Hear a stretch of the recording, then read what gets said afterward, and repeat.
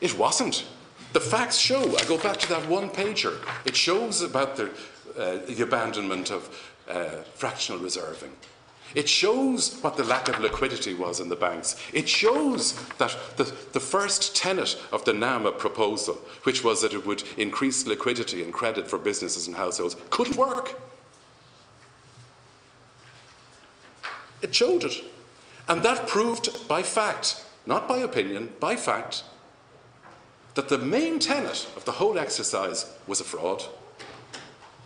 And the IMF, we understand, because Simon Carswell of the Irish Times published a report on the 8th of February that recorded that two important pieces of pointed advice from the IMF team visiting the Department of Finance in March 2009, when there wasn't even, as it were, the full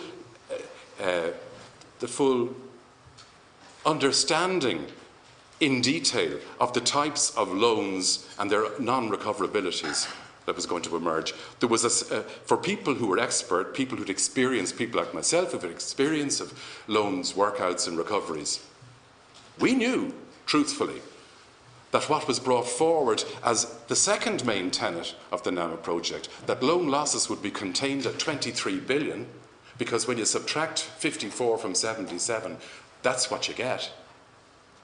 And that was the tipping point of keeping banks out of nationalisation, instead of truthfully, as a professional, saying, what does the banking sector need in terms of capital to conduct its business in a way that would actually allow trade and enterprise and businesses to conduct their affairs?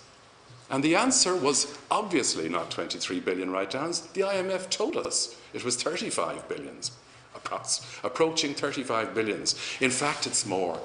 And you know what? By their own admission, it's more. Go back to this one-pager. AIB, on the PwC listings, revealed 24 billion of loans. They fiddled with it and say now it's 23. It's not. It's 24 billion every day of the week. I'm saying that as a professional with experience. So if you take it that there needs to be write-downs of 40% on 24 billion, that's a 9.6 billion capital requirement immediately. Not a 7.4 billion by the end of the year through a mixture of perhaps share issues, selling M&T or selling the Polish bank. That's untruthful. That's wrong. We don't need to hear that. We need to hear the truth. And AIB needs capital of, if you round that 9.6 billion to 10, it needs 10 billion every day of the week. And it needs a fresh board of directors, and it needs recoveries divisions in that bank who will do the recoveries on those written down loans by 40%. And this thing of switching it into NAMA, and I heard Frank Daly today on the radio, Sean O'Rourke's News at One programme, doing his best. But he doesn't come from a background of loans, recoveries and banking. He comes from a very dedicated and specific and important professional background. But anybody who knows the truth about bad lending or lending that goes bad and how it should be recovered and the type of work involved and the operability of security and the complexity of the operability of security and the instructions of professionals needed to do that recoverability of security knows that it's a job for bankers who are competent, non-compromised, non-conflicted and non-contaminated and non-corrupted. And there's enough good people left in the two viable banks, the three. EBS is a viable vehicle as well. They were unfortunate to dip the foot into this silly lending. But they do need capital too. The time restriction is really suffocating. It's not fair. And I'd ask that the committee maybe would reconvene to listen to the truth, because the country deserves it. Bank of Ireland, by their own admission, had 16 billion on the list of runners and riders of bad loans on the NAMA day. If you do a 40% write-down on that, that works out at 6.4 billion. Round it to 6.5. They've mortgage loans that are going to be bad and problematic. They've other exposures on footer guarantees. I know it. I was in this business. And we've waited 19 months to be led around in circles of unreliable information that continually disappoints because it's inaccurate, is continually unreliable and untruthful.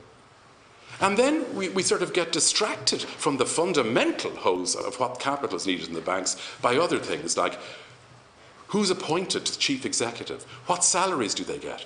These are banks that we, the state, keep open every day because there's a state guarantee. Nothing else. Don't be fooled. The state is the person to whom these boards of banks should be reporting. A charade the other day took place in AIB, a 5-hour charade, where they talk about the shareholders, dilution of the shareholders. That's yesterday's news. They need 10 billion now, immediately. And if there's any juxtapositioning or realising of assets to be done, it should be done within the context of being properly capitalised for now. And maybe in 2 years' time would be the right time to sell or to merge M&T with something else. But not now to try and rush to avoid a heavier dilution than the existing shareholders would like, supported by a board that hasn't been fully cleaned out. That's wrong. Simple English, wrong. And anybody's mother here could tell you it's wrong. And don't be fooled by jargon words from so-called experts, so-called stockbrokers or whatever. It's real simple. Banking is an easy business. It needs 3 things. It needs capital to start, trustworthy, competent directors and management, and good stationery, pens, biros, ink, phones, telexes and emails. That's all. And truthfulness of reporting. And judgment not to take in money all in one lump from one person and lend it all in one lump out to somebody else with the wrong maturities. It's not hugely complex. But it does rely on truthfulness and trust. And we haven't got that yet. So the banks need today, not NAMA, to allow them to ditch their dirty washing to a vehicle that actually has never been tested, never flown before. Headed by people who are good people in their own rights from their own backgrounds, but no, they've never flown that battle. They don't know what's involved.